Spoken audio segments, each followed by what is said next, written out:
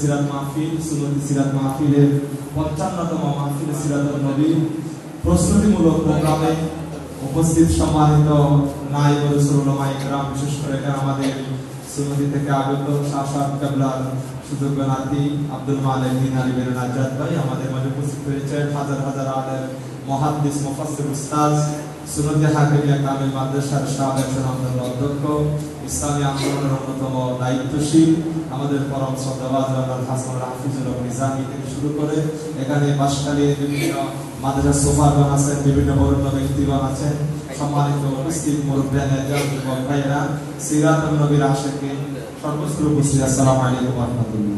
সময় মূলত 3 মিনিট, এখানে 1 মিনিট চলে গেল আর 2 মিনিট। মহান রব্বুল কারীমের প্রশংসা, বিশ্ব নবীর প্রতি দরুদ, ভালোবাসা, ভক্তি, শ্রদ্ধা জ্ঞাপন করছি।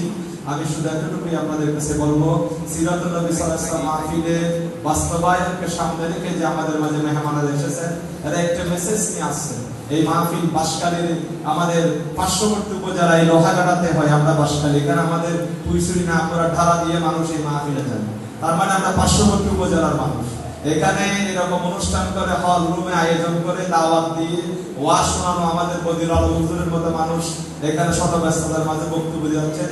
এই কথা আপনাদেরকে জানান দিতে চাই, এই সুন্নতি সিরাতুন নবীর এই দাওয়াতটা এই নাপুরা, বইচুরি, শেখেরখিল, সনোয়া, চাম্বল, বিশেষ করে এই জনপদে প্রত্যেকটা এলাকায়, প্রত্যেকটা জায়গায় আমাদেরকে প্রচার করতে হবে। আমাদের আপনার 19 দিন ব্যাপী মাহফিলে আমাদেরকে ওখানে সশরীরে যেই দিবস আমরা যাওয়ার সুযোগ করে যাব, এবং আর্থিক সহযোগিতা থেকে শুরু করে সমস্ত বিষয় এর ভিতরে লুকায়িত আছে। এজন্য আজকের এই বক্তব্য, আজকের ওয়াজ সবগুলো আমাদের কেন্দ্রিক। আমরা এতটুকুই আপনাদেরকে বলবো, আসুন আমরা রাসূল করিম সাল্লাল্লাহু আলাইহি সাল্লামের সিরতকে আমাদের জীবনে ধারণ করি। ব্যক্তি জীবনের সিরত, সামাজিক জীবনের সিরত, রাষ্ট্রীয় জীবনের সিরত যদি বাস্তবায়ন করতে চাই, এই ধরনের মাহফিলে সিরাতুন নবীর প্রয়োজন রয়েছে। এই সিরাতুন নবী গতানুগতিক কোন সিরাতুন নবী নয়। এখানে আমি 19 দিন ক্লাস করব, বিভিন্ন বিষয়ের উপরে ক্লাস করাবো, আমাদের সময় আলোচনা করব, কথা বলবো বিভিন্ন বিষয়ের উপরে। আসুন আমরা রাসূল করিম সাল্লাল্লাহু আলাইহি সাল্লামের সাহাবায়ে কেরামদের জীবন যদি আমরা দেখি, রাসূল করিম সাল্লাল্লাহু আলাইহি সাল্লামের সাহাবায়ে কেরামেরা আল্লাহর হাবিব সাল্লাল্লাহু আলাইহি সাল্লামের জবান থেকে যে কথাগুলো বের হতো, কেউ লিখে রাখতো আর কেউ মুখস্থ করে ফেলতো।